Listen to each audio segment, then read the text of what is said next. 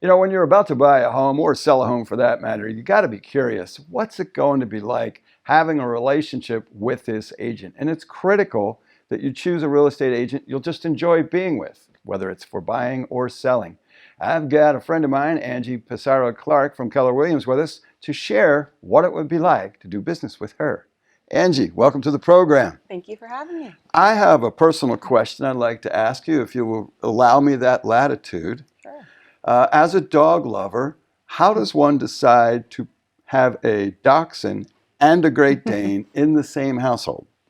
It's one of the craziest households you'll ever be in. And you wouldn't think so, but that giant Great Dane is that little dachshund's best friend. And they just go everywhere together. Who's in charge? Oh, that little girl runs the house. I was guessing that was the case, and I did not know the gender of either of these wonderful canines, but so often the little one ends up being the dominant member. Oh yeah, she runs the roost. And my husband's lucky. He's got a house of all ladies. Everyone. Everyone. Both dogs are female. Mm-hmm. That's really fun. That's really fun. So your passion for real estate, give me an idea of what drew you to real estate those years ago. Absolutely. Well, I went from teaching in graduate school to a desk job. And as I worked at that desk job, I felt less and less connected to the community, to my friends. I felt really isolated, and I felt like the work I was doing wasn't very meaningful. So I was reaching out for a way to make a connection to my community, to build relationships with people. And at that time, I purchased my first home, and I absolutely loved the process, loved home buying. And so that really led into real estate, where I could grow a community of friends and family and really help people. You said something that just caught my ear. You loved your first home buying process, and that led you to real estate. I did. I can't tell you the number of real estate people that I sit and share conversation with who said, I got into real estate because my first experience was so bad. It's true. It's true. And we were very blessed to work with a wonderful friend of ours. And he helped us get a new construction home. And, we came in the middle of a build process, which can be tricky a lot of times. Sure. And he helped us navigate through that. And we're now in a wonderful home that we loved. And it was really great to kind of watch him go through that process and learn while he did that. And so it was a great experience that led to me wanting to replicate that in my own life and career. Now I'm wondering, are you a great real estate agent because you were a great customer?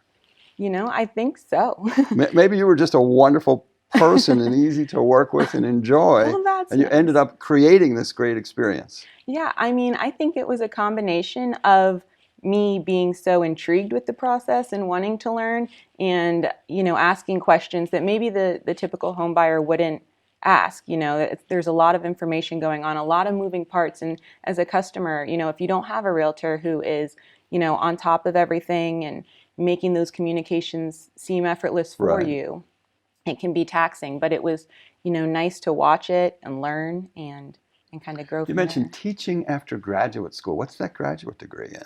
That graduate degree is in American literature. American literature. Mm-hmm. And if a person, I read a lot. I read 50 to 80 books every single year. Wonderful. Maybe I hit 100 one year. Mm-hmm. But I read. I virtually never read fiction. Mm-hmm. If you could recommend to me one piece of American literature that was the springboard to me becoming a fiction reader, where would you start me? Oh, that's a tough question. The springboard for reading American literature. Yeah. Well, We're all about the tough questions here. I know. I'm putting me on the spot. I'm like going back, half a decade You here. said you had a graduate degree in American literature. I I figure do. you had a passion for it. I figure do. you want others. You want to share that I joy. do. All I'm asking is, Yeah. Well, my specialty was in a section of literature that most people don't typically read. So, British dime novels, American dime novels, British penny dreadfuls. It was not canonical works. So it was literature that the masses were reading back then. It was television, essentially, for the 19th century. So, honestly, my passions aren't everybody's mainstream passions. I loved Jack London. I loved Call of the Western Wild. literature, Call of the Wild. Yes, I It's got it coming out on right. Friday. No, but I was a lot of studies in Western literature, American Western literature, the frontier, Jack London, Call of the Wild, things like that. But a lot of a lot of information on the gold rush. So Yeah. not your canonical works, not, I have no things. idea what canonical is, but now that I got Jack Wild right, I got a 100 on my literature test, and I feel good There about you go. it. So thank you. You're a great teacher. You're That was superb. welcome. Yes. Yeah. So for folks who would like to enjoy having a conversation with you about their real estate needs, what's the best way to get a hold of you? Well, the best way to get a hold of me is going to angies904.com, and you can find a lot of information there, buyer home guides, buying guides, selling guides, and any service provider needs. Angies904.com. Is there a heart over the I? No. Okay. We're not Angie's List. Okay. Just checking. Yep. Just checking. I want to thank Angie for being here with us, and you might want to catch up on your literature before you call so that you get the call of the wild when she asks.